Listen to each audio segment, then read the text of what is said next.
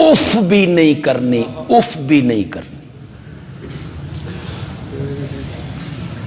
If کیا ہے؟ If کسے کہتے ہیں؟ ماں باپ ایک بات کہتے ہیں، بیٹا سمجھتا ہے کہ اے پرانے زمانے دے انہاں دی گل صحیح نہیں، انہاں نوں نویں دور دا پتہ کوئی نہیں، لیکن یہ ضد پہ اڑ گئے ہیں کہ اس طرح نہیں کرنا، اسی طرح کرنا ہے، تو بیٹا ان کی بات مان جاتا ہے، اپنی نہیں کرتا، ان کی وہ بات مان جاتا ہے، لیکن مانتے ہوئے ٹھنڈا سانس نکالتا ہے دکھ میں کہ ہے ان کا مشورہ غلط۔ قرآن کہتا ہے تمہیں ٹھنڈا سانس بھرنے کی بھی اجازت کوئی نہیں۔ فلا تقل لہما اف، اف بھی نہیں کرنی۔ میں اگرچہ دونوں راستے لوگوں کے سامنے رکھتا ہوں، میں ایک راستہ نہیں رکھتا کہ میں والدین کے حقوق بیان کرتا رہوں اور میں اولاد کے حقوق بیان نہ کروں۔ جس طرح اولاد کے ذمے والدین کے حقوق ہیں، کچھ حقوق اولاد کے بھی ہیں جو کن کے ذمے ہیں؟ والدین کو وہ حقوق پورے کرنے چاہیے۔ سب سے پہلے آدمی کو شادی کرنے کے لیے ایسی عورت کا انتخاب کرنا چاہیے جو باحیا ہو۔ کیوں؟ کل اسی کی گود میں تیری اولاد پلنی۔ باحیا عورت، صرف حسن پہ مر جانا، صرف رنگت پہ مر جانا، صرف مال پہ مر جانا نہیں، سب سے اولیت عورت کے لیے اس کی دینداری ہے، اس کا حیا ہے۔ حیا، وہ با حیا ہوگی تو اس کی گود میں پلنے والی تیری اولاد بھی با حیا ہو۔ گندی عورت سے شادی کر کے اولاد سے یہ امید رکھنا کہ یہ ہمارے وفادار بنے، نہیں۔ ایک جملہ کہنا چاہتا ہوں، بس ذہن میں آ گئے، اگر آپ کو پسند آ جائے کہنا بھائی میں اچھا جملہ کہہ گیا ہوں۔ جب والدین رب کی نافرمانی کرتے ہیں، ماں باپ رب کی کیا کرتے ہیں؟ نافرمانی۔ رب کہتا ہے نماز پڑھو، وہ نہیں پڑھتے۔ رب کہتا ہے پورا تولو، وہ نہیں تولتے۔ رب کہتا ہے سچ بولو، وہ نہیں بولتے۔ رب کہتا ہے غیبت نہ کرو، وہ نہیں بچتے۔ رب کہتا ہے کسی سے زیادتی نہ کرو، وہ نہیں رکتے۔ رب کہتا ہے کسی کے مال پر ناجائز قبضہ نہ جماؤ، کسی طریقے سے بھی حرام مال نہیں کھانا۔ لا تاکلوا اموالکم بینکم بالباطل، آپس میں ایک دوسرے کا مال حرام طریقے سے نہ کھایا کرو، اور حاکموں کے پاس بطور رشوت بھی نہ لے جایا کرو تاکہ تم اپنے بھائی کا حق مار لو رشوت دے کر۔ اپنا حق وصول کرنے کے لیے اگر حاکم مرتشی ہے، رشوت چاہتا ہے، لیکن اپنا حق وصول کرنے کے لیے آپ کچھ دیتے ہیں تو یہ رشوت کے زمرے میں نہیں آتا، آپ کوئی گناہگار نہیں ہے۔ کیوں؟ آپ اپنا حق لینا چاہتے ہیں، افسر دینا نہیں چاہتا۔ آپ نے مال خرچ کر کے اپنا حق لے لیا، اپنا حق، لیکن اپنا حق نہ ہو، حق کسی اور کا ہو، اور رشوت دے کر وہ حق اپنے لیے وصول کرنا، اس کا نام کیا ہے؟ رشوت۔ اس کو رشوت کہتے ہیں۔ تو حیران ہو گئے، مجھے پتا تھا آپ نے حیران ہو جانا۔ ہر رشوت حرام نہیں ہے، اس کو رشوت کہیں گے بھی نہیں، جو اپنا حق لینے کے لیے. تو والدین، ماں باپ جب رب کی نافرمانی کرتی ہیں نا تو اللہ تعالیٰ ان والدین کو کہتا ہے تو میری نہیں مننی، تیرا منہ سونا بھئی اولاد تیری مننے. کیوں منے؟ تیرے احسان اولاد پر مجھ سے زیادہ ہیں، جو میرے احسان ہے تجھ پر تو میری نہیں مانتا، میرے نبی کی نہیں مانتا، تیری اولاد تیری کیوں مانے؟ تیری اولاد تیری تب مانے گی جب تو میری مانے گا، میرے نبی کی مانے. اولاد کے حقوق ہیں والدین کے ذمے، وہ پورے کرو. وہ پیدا ہو اس کا اچھا سا نام رکھو، خوبصورت نام رکھو. میرے آقا نے فرمایا اللہ کو تمام ناموں میں سے سب سے زیادہ پیارے نام جو ہیں وہ عبداللہ اور عبد الرحمان. یہ میرے آقا کو بھی پیارے ہیں، میرے رب کو بھی پیارے. عبداللہ. حضرت ابو بکر کا نام ہے عبد الکعبہ، میرے نبی نے بدلا عبد الکعبہ نہیں عبداللہ. ایک صحابی آیا، چچا نے اس کے جسم کے کپڑے اتار لیے تھے، اس نے 2 کمبلیاں اوڑی ہوئی تھیں، یتیم تھا، چچا پرورش کرتا تھا. ماں نے ایک کمبل دیا تھا اسے، اس نے 2 ٹکڑوں میں بانٹ لیا، ایک کو باندھ لیا، ایک اوپر اوڑھ لی. چچا نے دھکا دے دیا، یہ چلتا چلتا مدینے پہنچ. سحری کے ٹائم سب سے پہلی ملاقات ہی مسجد میں نبی پاک سے ہو گئی. آپ نے پوچھا نام کیا ہے؟ اس نے کہا عبد العزا. عبد العزا. عبد العزا کا ہمارے زبان میں معنی ہے پیراں دتا. ذرا اور تھوڑا سا کروں، علی بخش، محمد بخش،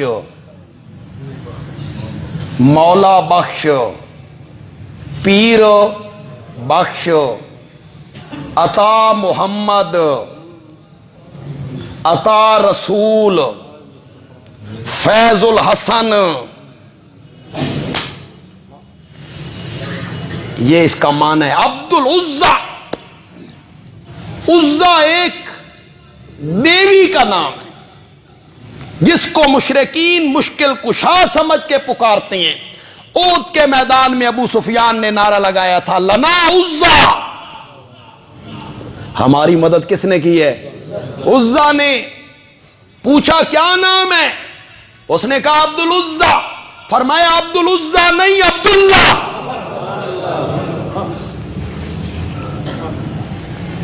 پتہ نہیں کہاں سے دین سیکھ لیا ہے پاکستانیوں نے، ساڈی سمجھو باہر ہے.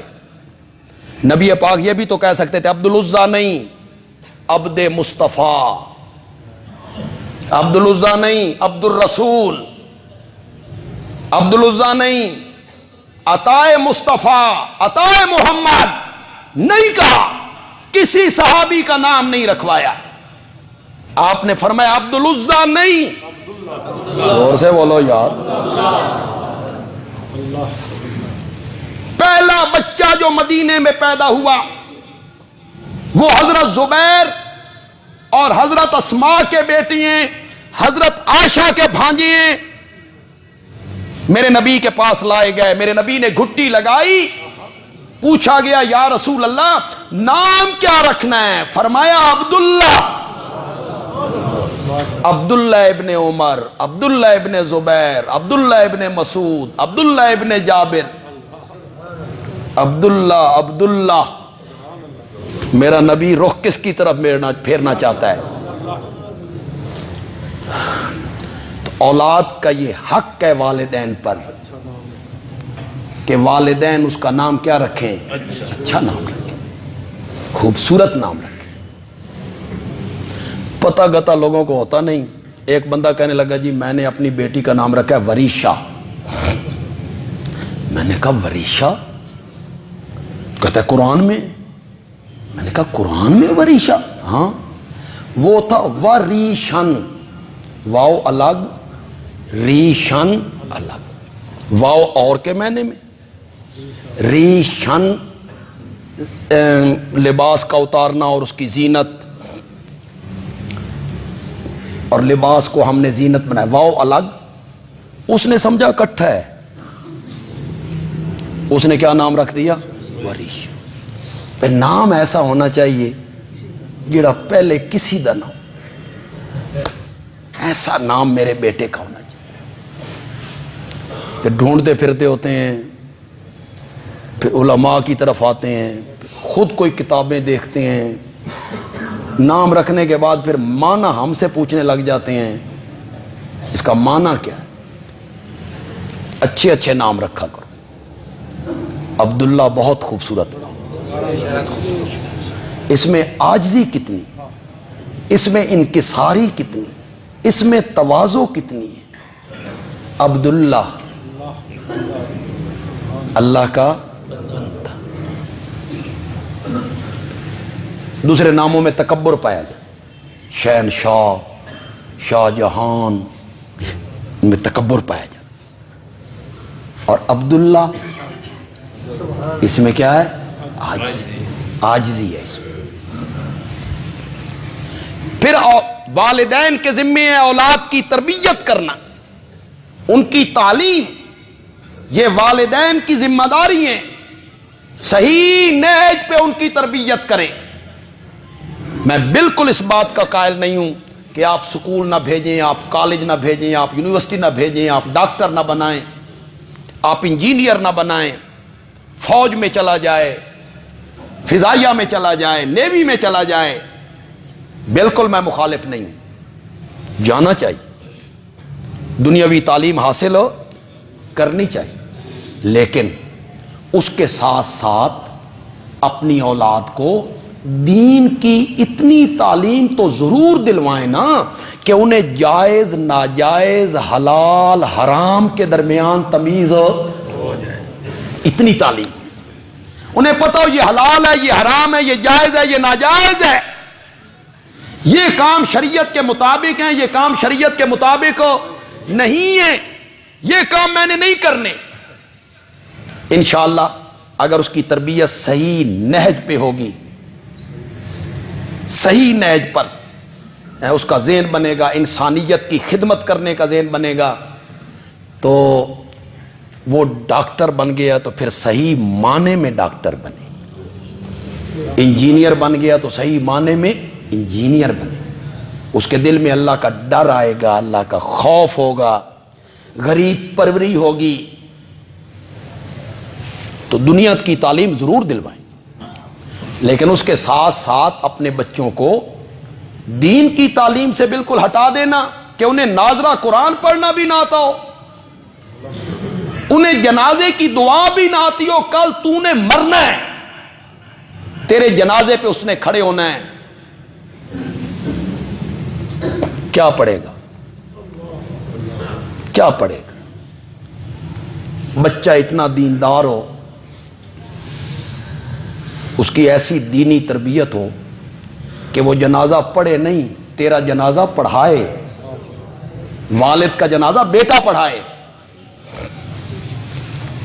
یہ بھی لوگوں میں ایک رواج چل گیا ہے، فلاں مولانا جنازہ پڑھائیں گے، فلاں مفتی صاحب جنازہ پڑھائیں گے، فلاں صاحب آئیں گے جنازہ. انا للہ و انا الیہ. پتہ نہیں جنازہ پڑھانے میں کیا فخر ہے، میں پڑھاؤں. پتہ ہے آپ کو جنازہ پڑھانے کا شریعت کیا حکم دیتی ہے؟ پتہ ہے آپ کو؟ اگر وارث وہ جنازہ پڑھانا جانتا ہے تو سب سے پہلا حق جنازہ پڑھانے کا کس کو ہے؟ وارث کو ہے. بیٹا اگر جانتا ہے تو بیٹا جنازہ پڑھے، اور اگر وہ نہیں جانتے تو پھر اس مسجد کا امام جنازہ پڑھائے جس مسجد کا وہ مرنے والا مقتدی تھا، وہ امام صاحب پڑھائیں. یہ شریعت کہتی ہے. ہم کہتے ہیں نہیں فلاں صاحب آئیں گے. اور کہتے ہیں پیر خود نہیں اڑتے، مرید اڑاتے ہیں. پیر خود نہیں اڑتے، مرید افسانے گھڑتے ہیں. او فلانے مفتی صاحب نے نا جی او جنازہ پڑھا دیں تے میت بخشی گئی کہ ہاں بندے خوش ہیں. ہاں میرے باپ کا جنازہ جی اگر جنازے نال ہی بخشیا جائے، فلاں مفتی صاحب پڑھائیں تو بخشا جائے گا. تمہیں اس پر اعتبار آ گیا اور اس بات پر اعتبار نہیں آیا کہ میرے آقا نے فرمایا تھا کہ میرے امتی کے میت پر مرنے والے پر 40 مومن جنازے میں کھڑے ہو کر اگر مغفرت کی سفارش کر دیں، میں ان کی سفارش کو قبول کر کے اس میت کو معاف کر دیا کرتا ہوں. یہ تو میرے نبی کا فرمان ہے. فلاں پڑھائیں گے تو بخشا جائے گا. عام مومن بھی اس کے لیے سفارش کر رہے ہیں، اللہم اغفر لحینا. پھر وہ میت سامنے. اس مسجد کے امام کو چاہیے جس مسجد کا وہ مرنے والا مقتدی تھا، لیکن علماء ان باتوں کو بیان نہیں کرتے. یہ ہمارے ہاں کئی فوتگیاں ہوئیں. ہمارے بڑے ساتھی تھے، دوست تھے، جماعتی تھے، بڑے مخلص تھے. اس معاویہ مسجد کی تعمیر میں ان کا بڑا حصہ تھا.